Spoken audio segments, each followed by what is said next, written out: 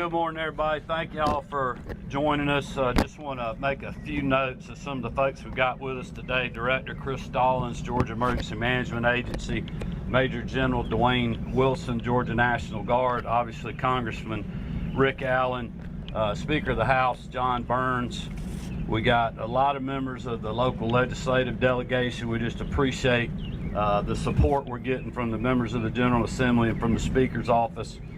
Also, our Insurance and Fire Safety Commissioner, General John King, our Attorney General Chris Carr is with us, Secretary of State Raffensperger is with us, Commissioner McDonald, former chairman of the Georgia Public Service Commission is with us, obviously Mayor Johnson, Chairman Duncan, and there's a host of elected officials literally from the whole CSRA and other counties, because we wanted to make sure that we weren't just communicating with people in Augusta and Richmond County, but literally anyone in this media market and in this area to make sure that we're hearing their concerns and the concerns of their people. I know that includes a lot of sheriffs and elected officials. I'll tell you what I told people in Valdosta on Saturday. This storm literally spared no one. It took one of our finest and a firefighter, Leon Davis, who was with the Blackshear Fire Department, assistant chief, while responding to a call. As you all know, in this community, a 27-year-old mother and her 1-month-old twin boys were killed when a tree fell on their home in McDuffie County. In Washington County, a 7-year-old boy and a 4-year-old girl died when a tree fell on their burning house. A 58-year-old man in Dublin when a tree crashed on his home, and many more across our state and really across the entire southeast where this storm hit. We have had 25 known fatalities in the state of Georgia at this point.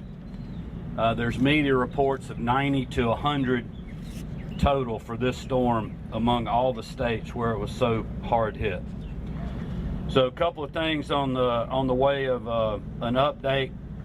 Number one is Marty and I have flown not only in Valdosta but flying down over McDuffie, Columbia, and Richmond County today. Literally, this hurricane, it looks like a 250-mile wide tornado has hit.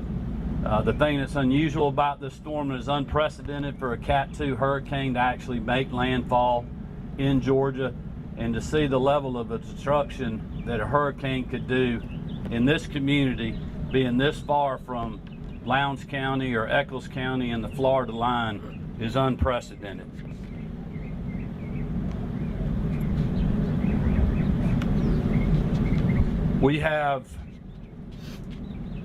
I would just like to say our thoughts and prayers continue to be with all these Georgians that have lost their life, their families, and our local community. So many of our fellow citizens that are struggling out there. We know people are frustrated. We know they are tired. We know that they need power back on, need resources, and we are working 24/7 to deliver that. And you'll hear that from Director Stallings and General Wilson here in just a minute. I also want you to know that today the Georgia Supreme Court is going to issue a statewide judicial emergency for 30 days for those that are unable to fulfill a timeline due to the storm. Chief Justice Boggs will be putting some information out on that, and just wanted to make sure this community knew that. I spoke to President Biden last night about 5 o'clock, just about the storm, about the devastation we've seen in our state. Vice President Harris and I have been playing phone tag. I know that former President Trump will be in Valdosta today getting a briefing from our folks, but also hearing from the locals in regards to storm response. I know Senator Warnock is here today. Senator Ossoff was in Valdosta on Saturday when we were there. Obviously, we've been in communications with Congressman Rick Allen, and Congressman Austin Scott was with us yesterday. Just know that we will work in a bipartisan way on disaster relief in this state with our federal, state, and local partners. We have submitted our expedited emergency declaration. This is something that's very rare, but this will help us, and I feel certain it'll be approved by the President and our federal partners. This will help us get money flowing quicker to our state. Also, I've been texting back and forth and got a voicemail last night from FEMA Administrator Criswell, who was in Georgia yesterday. She visited with Director Stallings yesterday evening, and he can speak to that if there's anything that we need to know about that. Just on a power update, at one point our highest total of outages was 1.3 million customers. Colquitt EMC told us Saturday in Valdosta, they represent a lot of the rural counties down there. In Hurricane Idalia, which was the worst storm they'd ever seen, they had 500 poles broken. This storm they have 1,000. Our EMCs have restored 208,645 customers. They had 435,000 out at peak. Obviously, our EMCs are dealing with rural areas. It's a lot harder to get to, takes a lot more time, and normally there's a lot more trees blocking long stretches of roads that they need to go down. So just keep that in mind as they continue to respond. Georgia Power at peak had 820,000 customers out. They have 370,000 out. So I know a lot of people are frustrated with power, but just know things are getting done. And when you have literally several 100,000 people that are back online now, that allows them to move resources to really affected areas like Augusta. And so I think as the next couple of days unfold, you'll see even more consolidated efforts in communities like this, Valdosta and other hard hit areas, entire counties that are without power, and we'll continue to do everything we can. At last count, Georgia Power had 15,000 people that were responding to the storm. When you think about not only the linemen, but other people that are organizing the response. Marty and I had the opportunity to visit with some of the line crews this morning prior to the press conference, and I asked them what they were working on. They're troubleshooting and fixing things that they can fix or what they got on their trucks, but they're also doing a lot of reconnaissance work, if you will, sending information back to the supply chains, letting them know how many poles they need, how much wire they need, how many transformers they need, how many switches they need. So even though it may seem at times that there's not work going on, there's a lot of work going on. It's just so much damage, takes so much coordination and assessment that it's just going to take some time. But just know that they are working extremely hard, and we're very appreciative of that. The CEO for Georgia Power, Kemp, has been saying this is the most devastating storm they've ever had to deal with in the state of Georgia. They feel like they have over 5,000 poles that are damaged and over 9,000 spans of wire that are down. So obviously this is a massive storm. Lastly, before I turn it over to General Wilson on the Department of Transportation, Commissioner McMurray's with us today. Most state routes are now passable, at least one lane open. We do still have 573 damaged traffic signals. We've repaired 417. If the media could help us get the word out to citizens, if you come to an intersection where a traffic signal is out, treat that like a four-way stop. No matter how big that intersection is, treat that as a four-way stop. We've had some very dangerous things happen over the last couple of days by people not adhering to those rules of the road and blowing through signals that are out. So if y'all can help us spread the word on that, we would be grateful. And with that, I'm going to turn it over to General Wilson. Then you'll hear from Director Stallings, Congressman Allen, and then we've got a host of local officials up here as well. We'll be glad to take your questions when we wrap up. General? Sir, thank you very much.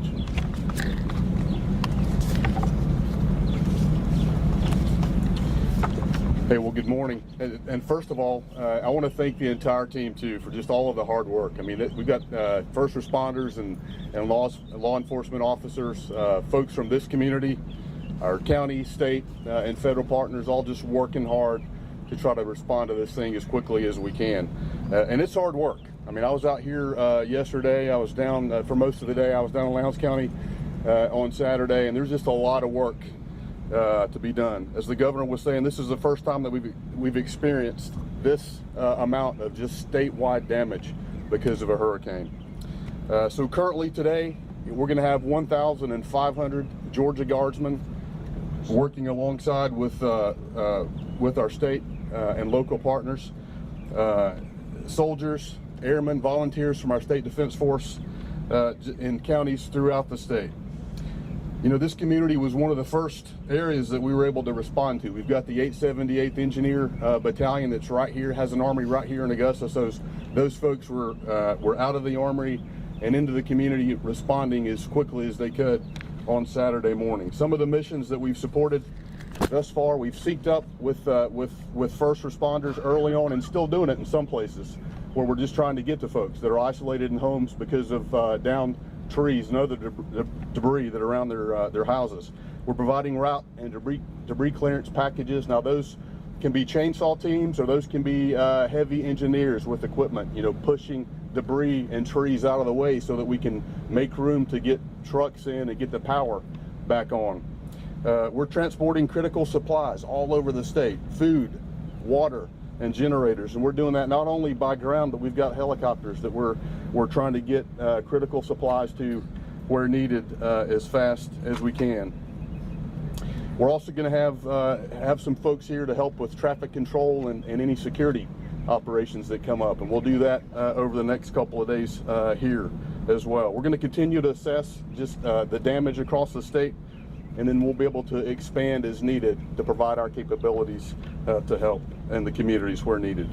And I'll work closely, we'll continue to work closely as a team with the local EMA director here, our state and federal partners, to do all that we can to just help get all of us through this. So thank you all for what you're doing.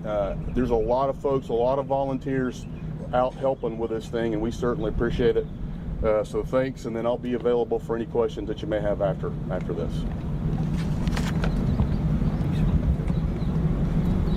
Good morning. I'm Chris Stallings, Director of Georgia Emergency Management and Homeland Security. Thank you, Governor, Major General, for the constant support. I want to provide a few updates on resources and assets that the state are providing right now. Currently, we have 361 drinking water sites that are serving over 1 million customers. We understand that water in is important, but we also have 78 water and wastewater treatment facilities that we're having to work on right now, so be patient with those. That's why you're going to see 291 boil water advisories that are statewide. So we understand the frustration of that, and we're working very diligently in that direction. To help offset that, we have shelters still available. We currently have about 520 people in shelters across the state.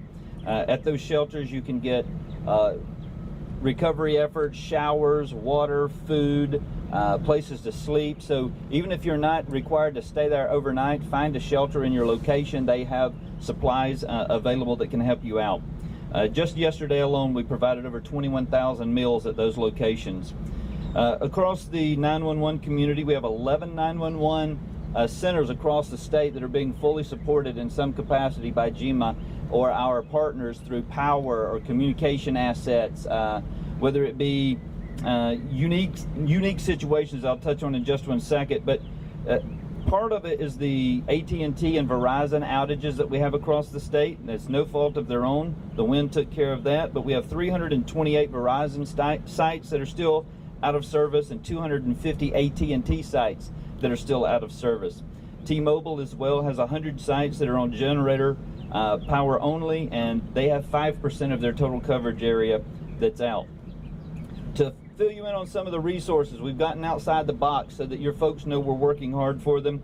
We've deployed satellite phones, CSG cases, or mobile 911 systems that you can literally run a 911 center off the bed of a truck. Starlink kits, Southern Link devices. We've stood up portable towers for 911 and emergency responders. We've got rapid cases and MEVO, which are dispatch centers in a box. Again, it's a different style that works on landline. We've got generators deployed all throughout the state, tarps, water, MREs, ice, you name it. We're rolling it out to assist. But as we told you the other day, it's going to take about 72 hours for some of you to start seeing some of those resources reach you, simply because of how destructive the storm was. You'll start seeing pods or points of distribution starting today all throughout the affected area. What those pods will give you are water, some food, other cleaning supplies, basic human and health needs. So you could pick up toothbrush, anything like that at these pods that you'll have. We have a lot of not-for-profit partners that are partnering with us, and those will start standing up today. We have 13 that have opened as of this morning, and they'll continue to open as we can establish areas. And finally, fuel, we understand, is a significant resource. We are keeping fuel there. It's just a matter of getting power to those gas stations. So there's plenty of fuel as soon as we can turn some power back on. So there's no need to run on fuel. If you've got a neighbor that's got some fuel in a neighboring county, go pick up fuel. We got plenty there. We're going to keep those stores stocked along the way. And with that, I'll turn it over to Congressman Scott, and we'll get Allen, excuse me, sir, and we'll get any questions at the end. There's a lot of y'all have been dealing with, sir. That was yesterday.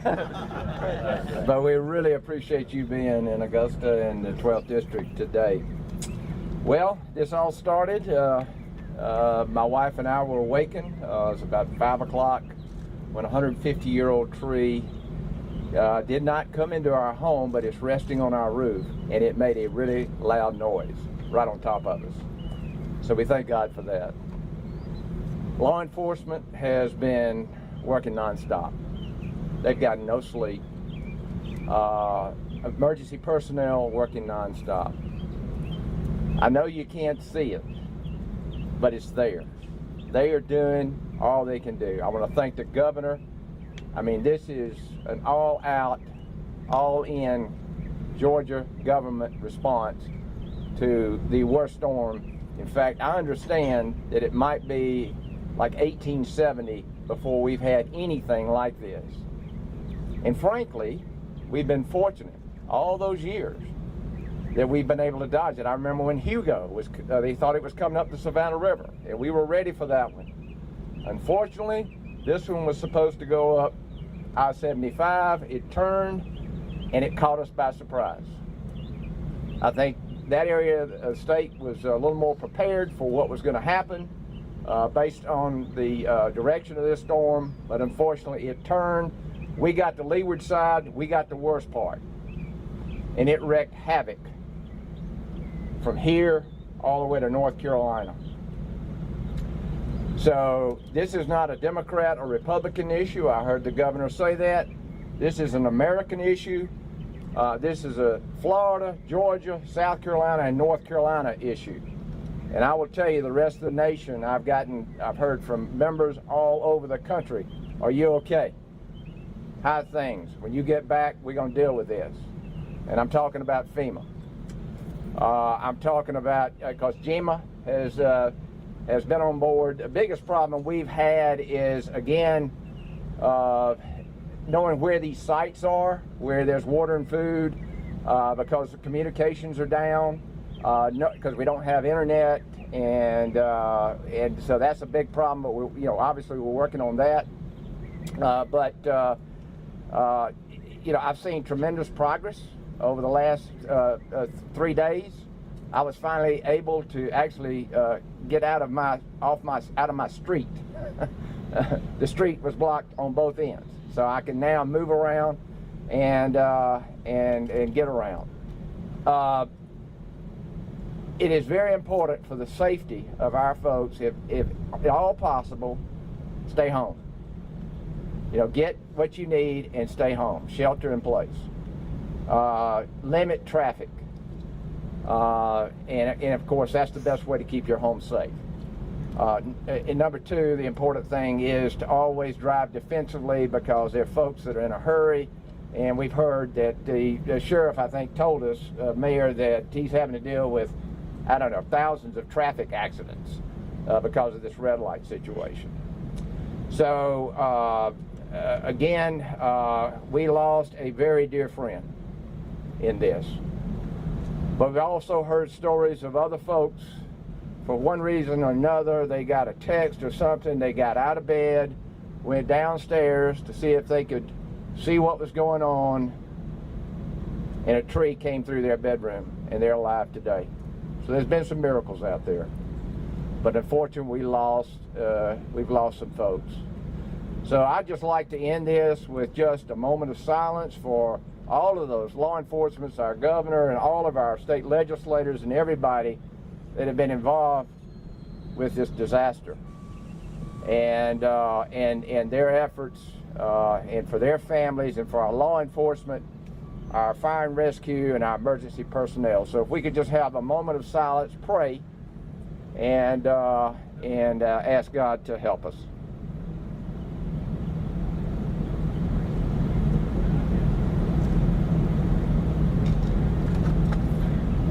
Thank you very much. I did learn one thing. I thought a lot of people in the 12th district had my cell phone number. Everybody in the 12th district has my cell phone number now, and I'm glad. And I'm glad they called me, and we've been able to get them help. Thanks to you, Governor, and of course the mayor here and I mean, I think we talk every 30 minutes. I don't know. But anyway, and all the mayors, the city staff. It's been Columbia County. I've talked to all of our emergency directors that I've been able to get. Some of them, they still don't have communication, I don't think. But I've tried to talk to them about what we can do and that sort of thing. With that, we'll take questions, Governor? Yep. Okay. All right, thank you, Congressman. Just a couple things following up. I know Colonel Hitchens is here. We have been providing local law enforcement some additional resources to try to help with traffic and other law enforcement issues that have been going on. So I just want to mention that. Commissioner McMurray with DOT is here. Literally a statewide event for them, unprecedented. Commissioner Rabin with the Department of Natural Resources. We've got a lot of DNR chainsaw strike teams out there cutting along with Georgia Forestry Commission, and so we literally have a state response. My last message to people would be, we will not waver until we get everything put back together.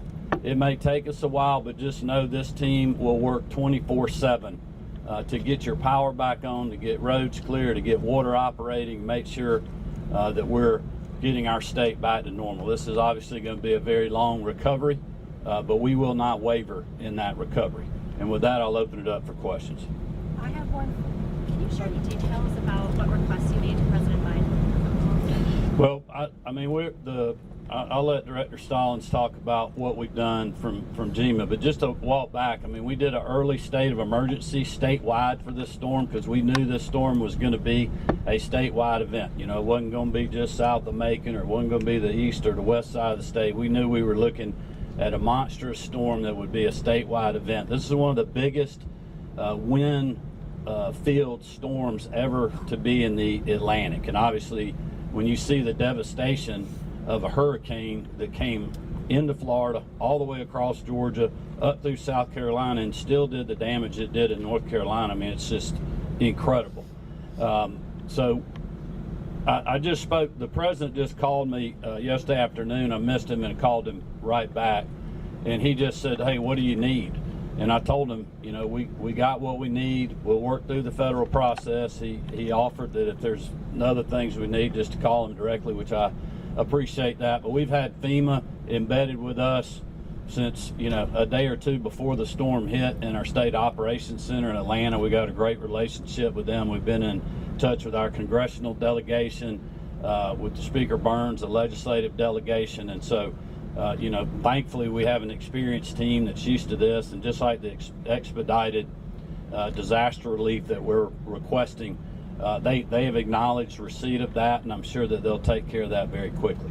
Director Stallings, for people who want to find these distribution pods, what's the central location to find that information? You can go to our website at gema.georgia.gov, and the question that was asked is, how do you find our location and find those shelter sites? If you go to gema.georgia, spelled out, .gov, then there's a special website for Hurricane Helene. Under there, it's got every shelter location, every pod location, every food distribution, water distribution locations. They're all found there.